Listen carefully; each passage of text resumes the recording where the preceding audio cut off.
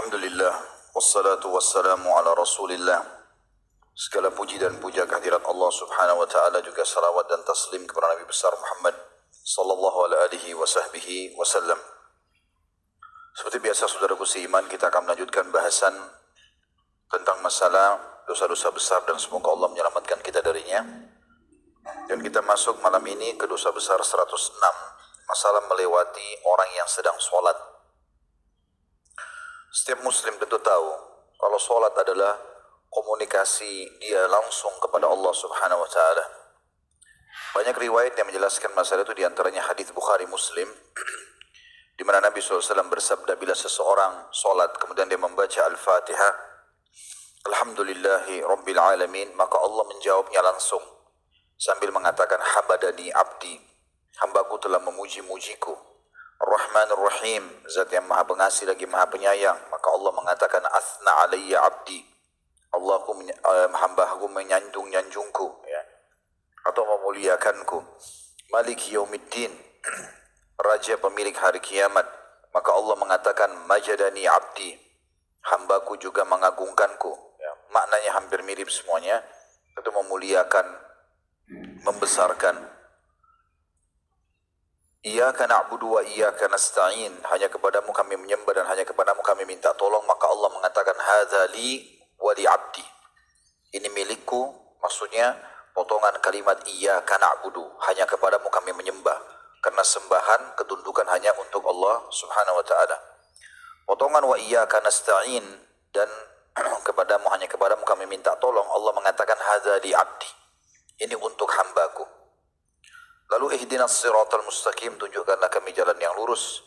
Siratal ladzina an'amta alaihim, jalan orang yang telah Engkau berikan petunjuk kepada mereka, maksudnya adalah kaum muslimin dan telah beriman dengan risalah Nabi Muhammad sallallahu alaihi wasallam. Ghairil maghdubi alaihim, bukan orang-orang yang Engkau murkahi. Dan kata Ibnu Abbas radhiyallahu anhu, ini adalah orang-orang Yahud, karena mereka tahu kebenaran tapi mereka tidak mau ikuti. Waladhdallin, dan bukan orang-orang yang sesat, mereka adalah Nasrani, kata Ibnu Abbas radhiyallahu anhu dalam tafsir beliau, karena mereka mau mendakwakan agama mereka tapi mereka keliru, karena mengatakan Allah punya anak sementara Allah lam yalid wa lam yulad, Allah tidak beranak dan tidak diperanakkan. Ini kalau kita baca dari ihdinas siratal mustaqim sampai waladhdallin, Allah subhanahu wa ta'ala menjawab secara langsung, hadza li abdi wa li abdi ma sa'al, ini milik hambaku dan hambaku memiliki apa yang telah dia minta. Berarti ada komunikasi kita dengan Allah subhanahu wa ta'ala. Makanya dituntut dalam sholat ada kekhusyuan. Bagaimana kita konsentrasi, fokus, ya, menikmati, menghayati apa yang sedang kita baca, gerakan yang sedang kita lakukan. Kita juga kalau ruku, Allahu Akbar, Subhana Rabbiyal Azim, Maha suci Tuhanku yang Maha Agung. Di antara doa ruku adalah Allahumma laka raka'tu, ya Allah kepadamu aku ruku, wa bika amantu, kepadamu aku beriman, wa laka aslamtu, kepadamu aku menyerahkan diri. Raka'a sam'i, telah ruku pendengaranku, wa basari penglihatanku, wa lahmi dan dagingku, wa dami dan darahku, wa idhami dan tulang-tulangku, wa mastaqalla bihi kadami, wa mastaqalla bihi qadami, dan apapun yang ditopang oleh kedua telapak kakiku. Jadi kita sedang berbicara dengan Allah subhanahu wa ta'ala. Sami Allahu liman hamidah, Allah telah mendengar siapapun yang memujinya. Lalu kita mengatakan Rabbana walakal hamd, wahai pencipta kami segala puji bagimu. Kita sujud, Subhana Rabbiyal A'la, Maha suci Tuhanku yang maha tinggi. Ini kita memuji Allah SWT. Dan di antara doa sujud juga, Allah malaka sajadtu, ya Allah kepadamu aku sujud, wa bika amantu, kepadamu aku beriman, wa laka aslamtu, kepadamu aku menyerahkan diri. Sajada wajhi lilladzi khalaqahu wa sawwarah, telah sujud wajahku kepada zat yang telah membentuknya dan ya menyempurnakannya. Meletakkan alis di sini, bola mata seperti ini, hidung, bibir, gigi dan seterusnya. Ya. Fatabarakallahu Rabbul Alamin, maka maha sempurna dan maha berkah Allah, Tuhan alam semesta. Begitu juga pada saat kita duduk di antara dua sujud, Rabbi ghafirli warhamni. Rabbi artinya penciptaku, pemilikku, ya, yang maksudnya memilikiku, ya, menguasaiku. Dikatakan Rabbi ghafirli warhamni wajburni, ya Allah ampunilah aku, ya, penuhilah kebutuhanku, maafkanlah kesalahan-kesalahanku. Jadi kita sedang komunikasi. Sampai salam at-tahiyyatu lillah, kata-kata yang mulia untuk Allah. wassalawatu wattayyibat, dan segala macam puja-puji itu dipersembahkan kepada Allah. Semua ini kita ucapkan karena kita sedang komunikasi dengan Allah Subhanahu wa taala. Makanya baginda Nabi alaihi salatu wasallam bersabda, "Innama ju'ila qurratu 'aini fis shalah." Sesungguhnya Allah telah menjadikan penyejuk hatiku adalah salat. Orang kalau mengenungi maknanya itu sangat luar biasa. Para salafus saleh diceritakan dari sahabat, dari tabi'in, tabi'in, mereka sangat masyhur kalau salat itu mereka seperti seperti pohon, ya, seperti pohon kurma yang kokoh tidak bergerak. Sampai salah seorang di antara mereka kalau disengat dengan kumbang pun atau lebah berdarah dahinya, mereka tidak bergerak. Ya. Karena dia tahu dia sedang berhadapan dengan Allah Subhanahu wa taala. Jadi betul-betul sholat itu dijadikan sebagai sesuatu yang sangat luar biasa. Dan kita tidak boleh lupa teman-teman sekalian bahwasanya awal amal dihisab hari kiamat adalah sholat. Artinya dia harus sempurna. Dari takbir sampai salam semuanya harus penuh konsentrasi, semuanya penuh dengan kehusyuan, ya, semua penuh dengan penghayatan. Bagaimana kita meresapi semua gerakannya, semua bacaannya, karena semua ada nilai pahala, baik gerakan maupun bacaannya. Juga dinukil bahwasanya seorang sahabat radhiyallahu anhu lagi berjaga pasukan, kemudian dipanah oleh musuh dan berdarah dadanya, tidak bergerak. Sampai musuhnya ragu, ini orang manusia atau bukan, karena ada semak belukar.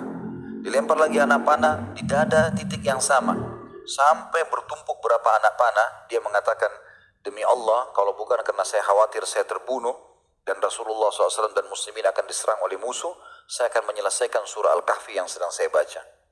Jadi mereka sampai anak panah pun tidak mengganggu. Tetap mereka merasa komunikasinya dengan Allah Subhanahu wa ta'ala. Ada di antara sahabat yang sempat mau dibunuh oleh perampok, lalu beliau izin sholat. Perampok itu mengatakan sholat sesukamu, terserah. Lalu dia pun sholat, lalu khusyuk berdoa dengan Allah Subhanahu wa ta'ala. Sampai-sampai dia berdoa kepada Allah, selesai dia salam, maka Allah Subhanahu wa ta'ala matikan si penjahat tadi.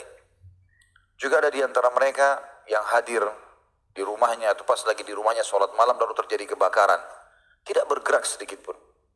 Besok pagi semua rumah hangus termasuk rumah dia semuanya kecuali dia dengan sejadahnya. Seorang tabi'in bernama Muhammad, seingat saya, maka ditanya oleh tetangganya, bagaimana kau bisa bertahan sampai pagi seperti ini? Dari semalam kami teriak-teriak manggil kamu. Dia bilang, waktu kalian panggil-panggil saya dan saya rasakan panasnya api ini, maka saya tiba-tiba merenungi bagaimana panasnya api neraka. Maka api ini pun menjadi kecil buat saya. Dengan itu Allah SWT selamatkan dia. Ada orang di antara mereka disengat oleh ular, disengat oleh kalajengking, tidak bergerak sama sekali. Ya. Kita kadang-kadang subhanallah hanya digigit semut saja sudah banyak bergerak. Ya. Atau mungkin hanya sekedar digigit nyamuk, semut, atau apa sajalah. Mungkin dia cuma gelisah karena badannya gerah, maka sudah cukup untuk membuat dia tidak konsentrasi. Dan ini waswas syaitan.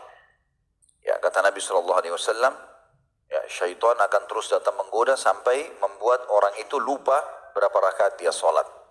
Ya, karena syaitan ingin mencuri pahalanya.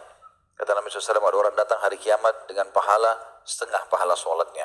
Ada yang datang dengan sepertiga, ada yang seperempat, ada yang sepersepuluh. Dan ada yang datang sholatnya diremuk, kemudian seperti baju kotor lalu dilempar ke wajahnya. Karena sama sekali dia tidak konsentrasi. Sebagian ulama mengatakan, sholat menjadi tolok ukur orang itu layak jadi sahabat kah, jadi suami kah, jadi istri kah, atau orang yang bisa dipercaya. Kapan kita melihat dia sholat dan dia menjaga konsentrasinya, khusyuknya dalam sholat dengan Allah, berarti orang ini layak untuk jadikan sebagai sahabat, pasangan hidup. Karena memang dia berarti bisa menjaga hubungan dia dengan Allah Subhanahu wa ta'ala. Hasan radhiyallahu anhu, cucu Nabi SAW, kalau masuk ke masjid habis wudu, wajahnya merah seperti orang ketakutan sekali. Sampai ditanya oleh orang sekitarnya, kenapa anda seperti ini? Lalu dia jawab, mungkin orang tidak semua bisa faham, tapi subhanallah orang yang sudah punya ilmu mungkin faham. Dia mengatakan, apakah engkau tidak sadar aku akan masuk ke rumahnya siapa dan akan berhadapan dengan siapa? Kita teman-teman mungkin masuk di masjid seperti ini, kita anggap ini masjid nyaman, ada AC, tanpa kita sadar kita sedang di rumah Allah Subhanahu wa ta'ala. Kalau kita masuk ke istana salah satu raja dunia, mungkin kita sudah bangga, jadikan sebagai bahan cerita ke sana sini. Kita bisa tiap hari hadir di rumah raja yang sebenarnya, Allah Subhanahu wa ta'ala, dan komunikasi secara langsung, berbicara pada saat kita sholat. Ya. Makanya banyak kaum salafus salih nukil dari mereka di luar biasa bagaimana sholat-sholat mereka, sampai-sampai ada di antara mereka kalau sholat di tengah hutan pun maka seperti tidak ada apapun di sekitar dia. Rumput yang liar penuh dengan mungkin binatang-binatang atau serangga yang berbisa, itu semuanya seperti karpet yang mewah. Malam pun bisa jadi siang buat mereka. Bahkan kita sudah tahu kisah Urwah radhiyallahu anhu rahimahullah, salah satu tabi'in, dipotong kakinya. Jadi itu terjadi pada saat dia berzikir kepada Allah Subhanahu wa taala. Bagaimana mereka resapi itu. Jadi penanaman tauhid sangat kental gitu ya. Maka sholat ini satu hal yang harus diperhatikan. Saya bilang tadi, targetnya adalah komunikasi dengan Allah dan harus butuh konsentrasi. Nah, apapun yang bisa mengganggu konsentrasi ini harus dihilangkan. Tidak boleh ada. Ya, makanya kita dianjurkan untuk tempat yang nyaman, pakaian yang nyaman, ya, kondisi yang nyaman, itu semua dianjurkan. Salah satunya adalah yang dilarang, Masjid Dosa Besar 106 ini, ya, tidak boleh melewati orang yang sholat. Kalau kita sedang sholat, berarti kita tidak boleh membiarkan orang lain melewati sholat kita. Nanti kita jelaskan seperti apa yang harus kita lakukan. Saya baca dulu Imam Az-Zahabi rahimahullah mengangkat dua buah dalil dalam masalah ini, dan akan kita rincikan dalil ini insyaallah. Adalah yang pertama hadis yang diriwayatkan oleh Imam Bukhari dalam kitab Sutra Al-Musalli, dan makna sutra adalah sesuatu yang diletakkan di depan. Di masjid kita ini alhamdulillah cukup banyak ya papan-papan kayu atau mungkin tempat-tempat Al-Quran yang biasanya dipakai ya. Dipakai di beberapa masjid, atau tiang-tiang masjid, mimbar ya. Semua itu misalnya kalau ada yang dipakai sholat atau dipakai sutra, penghalang antara kita dengan orang yang akan melewati tempat sujud kita, maka dinamakan sutra.